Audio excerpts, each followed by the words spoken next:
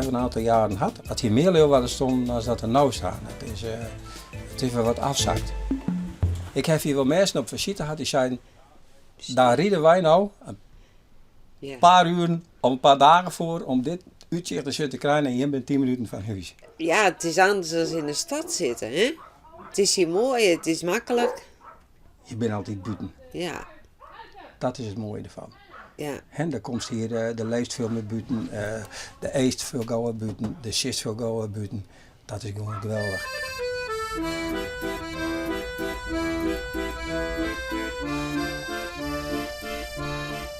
Wij staan hier zo'n beetje 33 jaar nu op de camping. Daarvoor stonden we altijd op Nunspeet, op Vierhouten. En daar kregen we toen een hele grote wolkbreuk. Daar hadden we heel veel pech en toen begon onze vakantie net met onze eerste kleine. En toen ben we hier vlakbij gaan staan. En toen beviel ons dat wel. Toen zeiden we van, dit is ook wel ideaal. Mooi dichtbij, straks de kindertjes. We zeiden, hier kunnen we ook wel gaan staan. En toen ben we een caravantje gaan zoeken. En zo ben we hier begonnen. We zijn wel met de kinders toen ze klein waren. We hebben in Limburg geweest, we zijn wel in Gulpen geweest. We zijn in België, in de Ardennen met de kindertjes geweest. En het mooie was, toen lagen de kringen op bed 's avonds. En dan hoorden we ze van zeggen, wat zullen ze nou op een camping doen? Ja. Nou, dan denk ik, dan boek ik een dure vakantie erbij. En dan dag niet op de camping. Ja. Hè? Ik ben hier eigenlijk geboren. Ik ken Michel ook van hier. Dus we zijn echt een campingstijl van vroeger. Ja, we hadden een keer een feest in de Groene Ster. En daar was Michel ook bij. En zo is de vonk opengeslagen. We zijn nu 3 jaar hier voor onszelf. En daarvoor gingen we wel elk jaar naar het buitenland. Maar dan kwamen we hier ook veel weekends bij mijn ouders te slapen. En Michel ging hier dan vissen. Maar ja, we waren hier op laatst zo vaak. En dan 's avonds laat uit de kantine weg.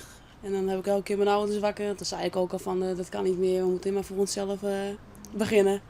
Thuis ben je altijd bezig en hier niet. Het is gewoon, je komt uit je werk, je gaat zitten, je pakt de hengel, gaat lekker vissen.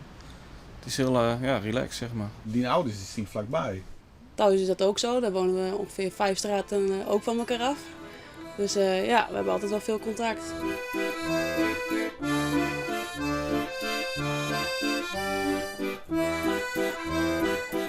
Vrees is altijd klaar bij jassen? Ja. En dan ging je ook maar je dochter, de man gaat dan met mij? Nee, meestal niet. Die komt later. Hij is niet zo'n... Nee, niet echt. Van huiskater niet. Nee. Ik zal even de winst laten zien.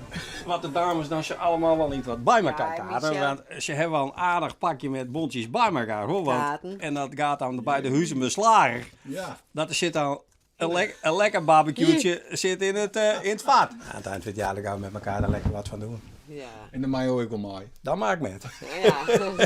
Dat maakt met. Ja, wat ik met bakken hoor. Zou je winters niet willen wezen? Want we komen hier winters wel gauw eens even. Dat is triest hoor. Dan kunnen we even kijken hoe het erbij staat. We maken de gootjes even schoon. Dan zie je al die bladen, die natte boel. Je denkt, Dat zeggen we wel als het januari... Januari wees is, we gaan de goede kant weer op. Ja, dat beginnen we te tellen. Ja.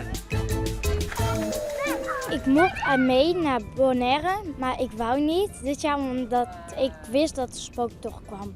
Dus ik bleef maar hier gewoon.